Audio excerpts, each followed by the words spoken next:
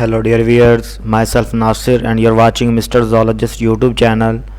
Today our topic of discussion is egg activation.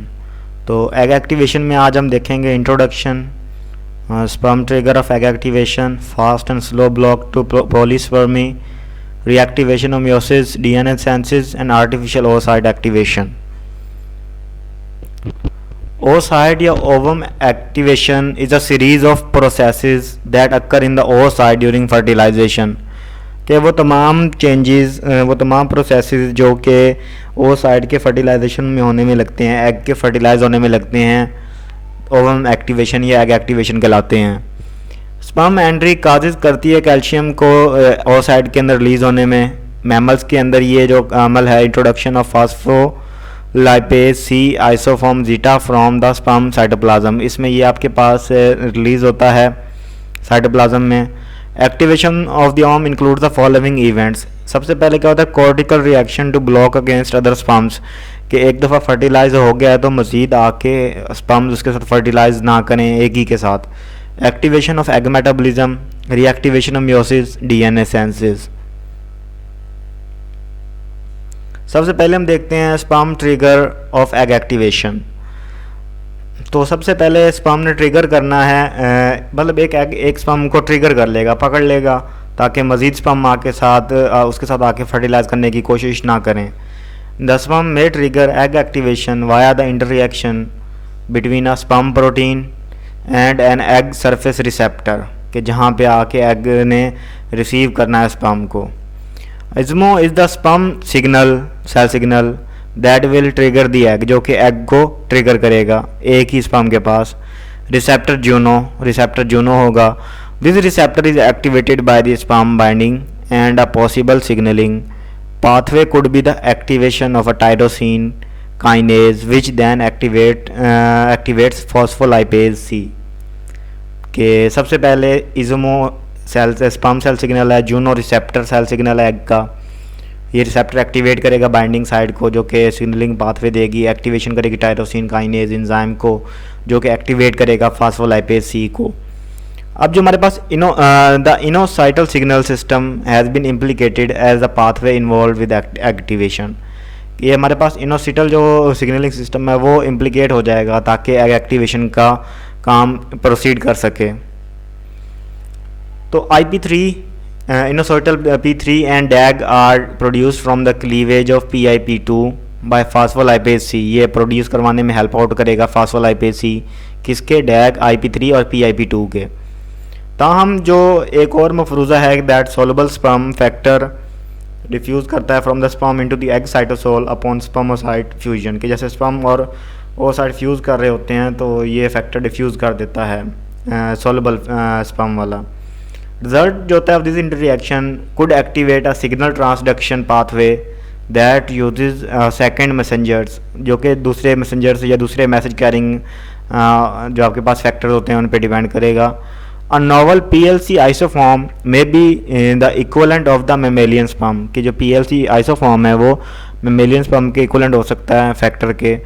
A 2002 study demonstrated that mammalian sperm contain PLC zeta which can start the signaling cascade, के जो कि आगे signaling को फैलाएगा. Next जो हमारे पास है वो है fast and slow block to polyspermy. Polyspermy हमारे पास क्या है, polyspermy is a condition when multiple sperm fuse with a single egg, कि एक से ज़्यादा स्पर्म आके एग के साथ फ्यूज़ करेंगे. This results in duplications of genetic material. इससे जेनेटिक मटेरियल विरासती मादा जो है वो बहुत ज़्यादा डुप्लीकेट हो जाएगा, डबल अप हो जाएगा. In sea urchins the block to polyspermy comes from two mechanisms. एक हमारे पास फास्ट ब्लॉक है और एक हमारे पास स्लो ब्लॉक है. Fast block is an electrical block to polyspermy. The resting potential of an egg is -70 millivolt. तो जो रेस्टिंग होगा हमारे पास फास्ट का वो उसमें -70 मिलीवोल्ट, इतना ज़्यादा आपके पास वोल्टेज होगा. After contact with sperm and influx of sodium ion increases the potential up to +20 millivolt, के जो माइनस में 70 था वो प्लस में 20 में इंक्रीज कर जाएगा. The slow block is through a biochemical mechanism triggered by a wave of calcium increase. Fast and slow block to polyspermy ही कंटिन्यू है। The rise of calcium is both necessary and sufficient to trigger the slow block.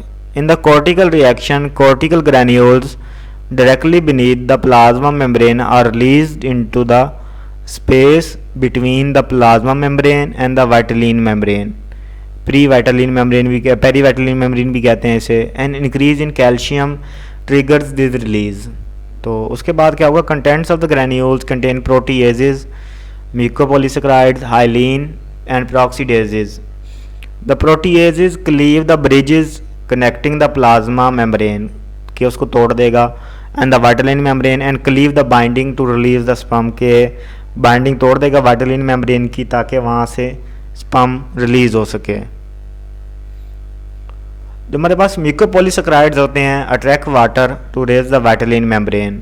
तो hyaline क्या करती है, forms a layer adjacent to the plasma membrane and the peroxidases cross-link the protein in the vitelline membrane to harden it and make it impenetrable to sperm के मज़ीद sperm आके fertilization में अमल दखल ना करें। Through these molecules, the vitelline membrane is transformed into the fertilization membrane or fertilization envelope. In mice, the zona reaction is the equivalent to the cortical reaction in sea urchins. The terminal sugars from GP3 are cleaved to release the sperm and prevent new binding. Next is reactivation of meiosis. The meiotic cycle of the oocyte was suspended in metaphase of the second meiotic division. Once PLC is introduced into the oocyte by the sperm cells, it cleaves phospholipid phosphatidyl inositol 4,5 bisphosphate जिसे हम PIP भी कहते हैं 2 into diacyl glycerol DAG and inositol 1,4,5 triphosphate IP3. In most cells, this occurs at the cell membrane.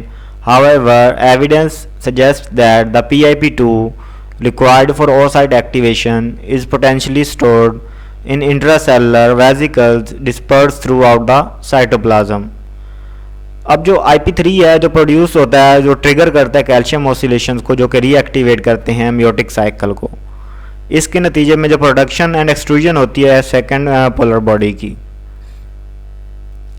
DNA synthesis की बात करें तो 4 hours after fusion of sperm and ovum DNA synthesis begins. Male and female pronuclei move to the centre of the egg and membranes break down both sperm and egg.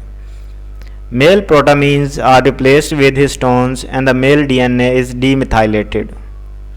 तो chromosomes क्या करेंगे, then orientate on the metaphase spindle of for mitosis.